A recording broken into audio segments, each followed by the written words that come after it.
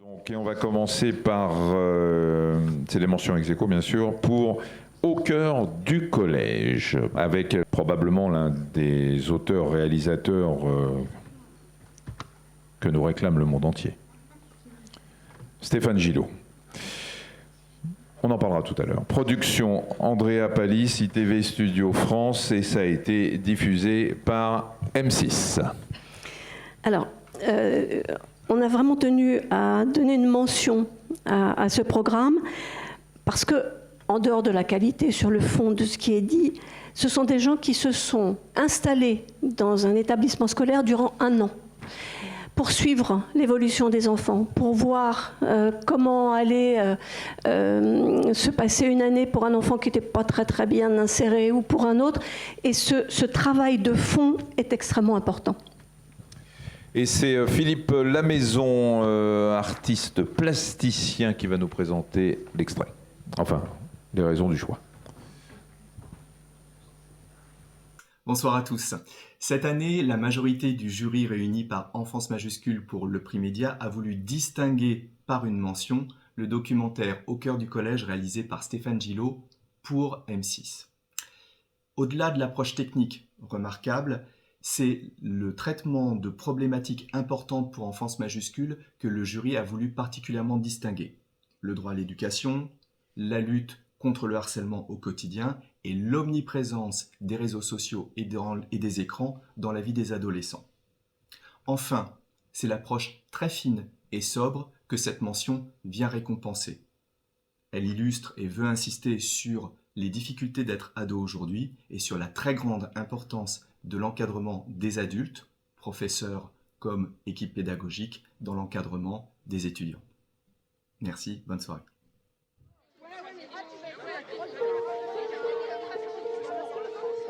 Un an au cœur du collège. Dévoiler et comprendre l'enseignement, ses enjeux, ses espoirs, ses réussites et parfois ses limites face à une nouvelle génération d'élèves de 3e. À l'âge où tout est possible, comment les accompagner au mieux dans cette année charnière? Je ne sais pas si vous en avez conscience, mais c'est votre dernière rentrée au collège. Si, l'objectif c'est que l'année prochaine, tout le monde parte au lycée.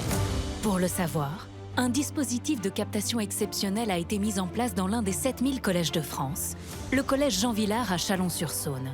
55 caméras fixes pour nous emmener au plus près de la réalité. On choisit de venir à Jean Villard parce que c'est le meilleur.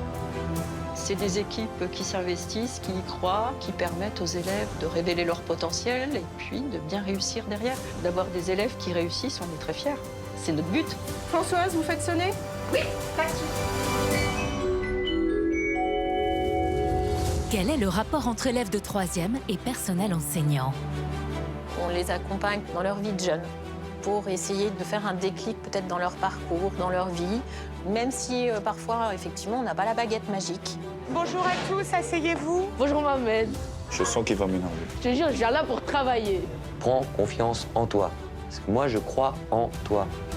Chaque jour, chaque heure de cours, on part sur une nouvelle aventure. Et notre travail en tant qu'enseignant va être de faire ressortir le meilleur chez eux. Autorité et discipline. Mais c'est eux. Lève tes yeux là, regarde-moi, Jassim. C'est juste pas possible. Pourquoi quand je te parle homme à homme, là, tu veux pas comprendre? On n'est pas là pour leur faire peur, etc. C'est au contraire, c'est pour les aider. Je me sens dépassée par tout ce qu'il y a en ce moment. Moi, je passe des heures à téléphoner à vos parents, à l'intérieur de vos fesses, mais vous faites rien du tout. C'est une honte, là, les 3e CAP. Il va falloir vous remuer les fesses. C'est un métier que je fais avec mon cœur. Je fais ce métier comme si chaque élève était un de mes enfants. Réseaux sociaux. Tu me ranges très vite ce téléphone avant que je te le confisque. J'ai été obligée de donner mon WhatsApp à une gamine. Parce que ça va pas faire autrement que par ça? Bah ouais. Je pense qu'il n'y a pas une journée où on n'entend pas parler des réseaux sociaux dans l'établissement. Faut qu'on soit vigilant, ça c'est sûr. Popularité. Mais dis. Ah, moi aussi. Je sais que je suis aimée par certains, mais je suis détestée par certaines personnes aussi.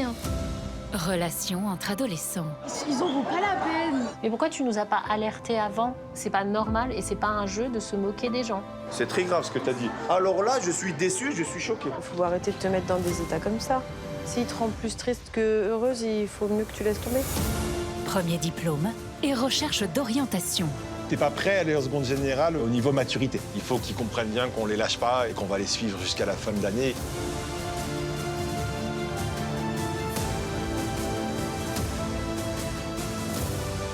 Vous allez découvrir un personnel encadrant qui donnerait tout pour l'avenir de ses élèves. J'ai des objectifs, moi, qui sont tout à fait personnels. C'est quand même de créer des beaux humains. Il y a ces jeunes auxquels on s'attache, même les plus perturbateurs. On a encore plus de choses à leur amener. Et peut-être qu'un jour, ils se souviendront de ce qui s'est passé à Jean Villard.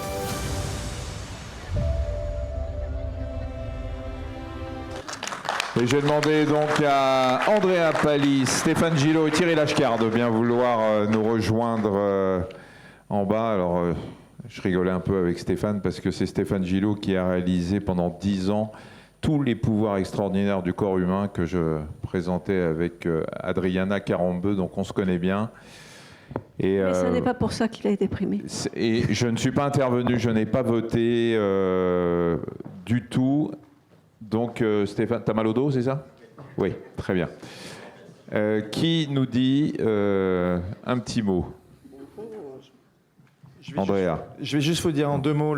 D'abord remercier évidemment nos amis d'M6 qui ont accepté de lancer ce projet, qui est un projet très unique et très différent. Remercier aussi nos amis du CNC. Remercier Andrea, Stéphane qui ont travaillé avec nous. Je vais laisser Andrea tout vous raconter, mais ça a été un travail herculéen en fait, de pouvoir avoir toutes les autorisations, travailler avec le ministère de l'Éducation nationale, le rectorat, travailler en étroite collaboration avec nos amis de la chaîne. Ce que j'ai moi trouvé incroyable avec cette série documentaire, c'est ce double point de vue entre les enfants, ou plutôt les adolescents, parce que ce ne sont plus des enfants, et le monde adulte, et de voir à quel point est-ce que moi j'ai le fantasme en tant que parent de pouvoir voir justement le milieu éducatif dans lequel mes enfants évoluent, et ça a été vraiment très éclairant de pouvoir traiter tous ces sujets épisode après épisode. Vous pouvez toujours regarder cette série documentaire qui est sur M6+, donc vous pouvez aller la voir avec plaisir. Andrea, je te laisse.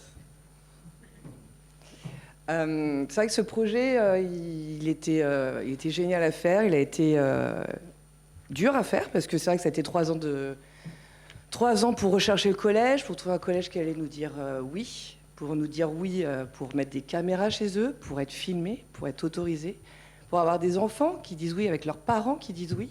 Et on ne voulait pas traiter les sujets évidemment à la légère, d'où le prix d'ailleurs. On voulait vraiment tout raconter.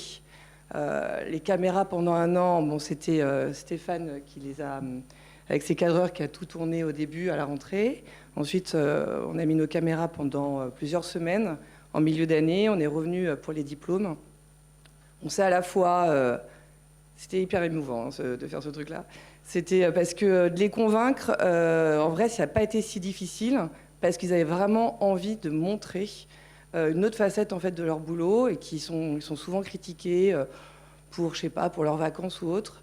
Et en fait, on voit pas tout le travail qu'ils font. Ils font pas juste un travail en fait pour apprendre les leçons à nos enfants. Ils font une vraie éducation en fait à nos enfants. Ils donnent une vraie éducation à ces enfants qui n'ont pas toujours la chance d'avoir des parents forcément toujours là.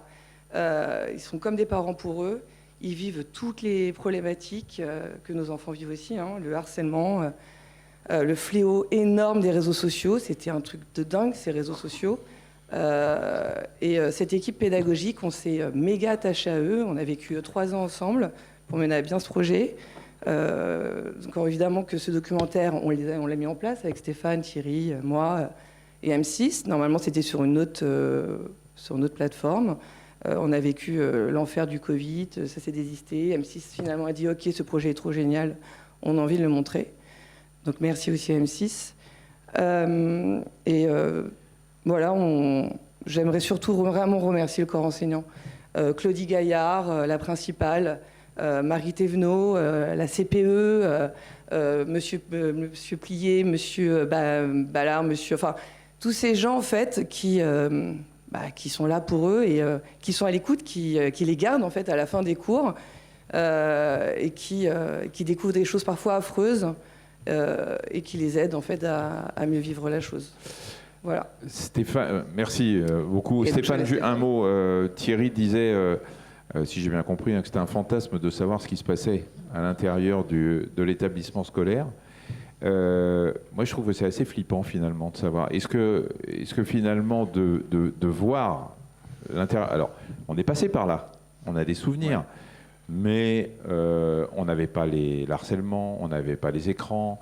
Voilà, la société était moins, j'ai l'impression, hein, moins violente à notre époque. Et finalement, faire une sorte d'immersion à l'intérieur d'un collège et de voir ce qui s'y passe, est-ce que c'est pas un peu flippant? Je te pose la question, Stéphane, parce que tu as 12 enfants, je crois. Oui, à peu que près. des filles. Voilà, et dont une petite fille. Et finalement, ça t'a pas fait flipper de retourner là-bas? Mais tu es un très bon parrain, sache-le. Ce qui est très étonnant, c'est de voir à quel point ils ont oublié le matériel et les caméras. Donc ils sont dans cette époque. Ils sont dans cette époque où la technologie qui les filme ne les dérange plus. Rien n'a changé dans le comportement. Le corps enseignant n'a pas changé non plus. Donc c'était quand même très ambitieux de mettre des caméras, de scruter des jeunes. Voilà, il y avait une sécurité inimaginable. Mais moi j'ai accepté parce que c'était ma revanche sur l'éducation nationale. J'ai été l'abandonné, comme beaucoup des gars de mon âge. J'étais pas le méchant, j'étais rigolo, mais j'étais laissé au bout, derrière, au fond, plutôt gentil. J'ai pas avancé. Et vous allez voir, faites l'exercice un jour. On se rappelle de un ou deux pas bons profs, méchants, inintéressants, même peau de vache. Et on se rappelle de 2, 3, 4 très belles personnes. Eh bien, en fait, j'ai peut-être un prix ce soir, mais j'avais 0 diplôme, d'accord? Et bien ces 3-4 là, on s'en rappelle toute notre vie, ils nous changent la vie. Voilà. Et vraiment, c'est la chance qu'on a eue que Jean Villard dise oui, parce qu'ils sont vraiment là-bas. Il y a un vivier d'humains formidables pour ces gamins géniaux. Merci, merci à tous les trois. On va vous remettre le trophée. Il faut leur remettre un trophée, non? Juste contredire un tout petit peu, Michel, oui, mais... pour te dire qu'il me semble quand même que cette violence-là, à part les réseaux sociaux qui sont quelque chose de nouveau, le harcèlement a toujours existé. Bon, peut-être qu'on le médiatisait moins. On ne le médiatisait pas de la même façon que les violences sexuelles ont toujours existé, mais que les mots ne venaient pas là où il fallait. Voilà. Très bien. Bon, ils n'ont pas un petit... Si, ils l'ont pris, donc c'est bon. Donc vous pouvez... Oui ? Vous voulez boire un coup, quelque chose? Non, non. Tout à l'heure. Merci beaucoup. Bravo. Vous avez déjà dit beaucoup de choses, alors je vais être très bref. Bon, c'est vrai que quand on voit des séquences comme on voit dans cette série, avec des enseignants ou des équipes pédagogiques qui sont super investis, engagés, militants, on se dit vraiment être prof, c'est le plus beau métier du monde. Enfin, après pédopsychiatre, bien entendu, mais sinon, c'est le plus beau métier du monde. Et c'est étonnant quand même, parce que j'entendais ce matin à la radio que 75%, alors bon, je rajoute que probablement c'est quand même pas partout exactement comme ça, mais enfin ça existe et c'est formidable pour les élèves, j'en dirai un mot de plus. Mais ce matin à la radio, on a appris que 75% des enseignants sont finalement à peu près heureux dans leur métier, mais il n'y a que 15% d'entre eux qui diraient à d'autres, à des enfants, de faire ce métier. Hein, c'est-à-dire que transmettre cet investissement est très compliqué, même si au moment même, ça se passe pas mal. Et alors, ce qu'on voit, vous l'avez d'ailleurs dit là dans les commentaires les uns les autres, c'est que ce qui compte, les bons profs, c'est pas simplement ceux qui enseignent, c'est pas simplement ceux qui transmettent des connaissances, c'est ceux aussi auxquels l'enfant ou l'ado peut s'identifier. C'est-à-dire, c'est quelque part entre l'enseignement et la formation. Ça, c'est un thème qui est cher à l'Institut contemporain de l'enfant. Ça touche la transmission de savoir, mais ça touche le savoir-être aussi. Et ce dont on se souvient, je crois que ça vient d'être évoqué, ce dont on se souvient, c'est pas ceux qui nous ont seulement transmis des connaissances, c'est ceux qui nous ont transmis peut-être l'envie de leur ressembler en quelque chose. Et de la bienveillance. Ouais, et de la bienveillance. Voilà, bravo en tout cas. Merci.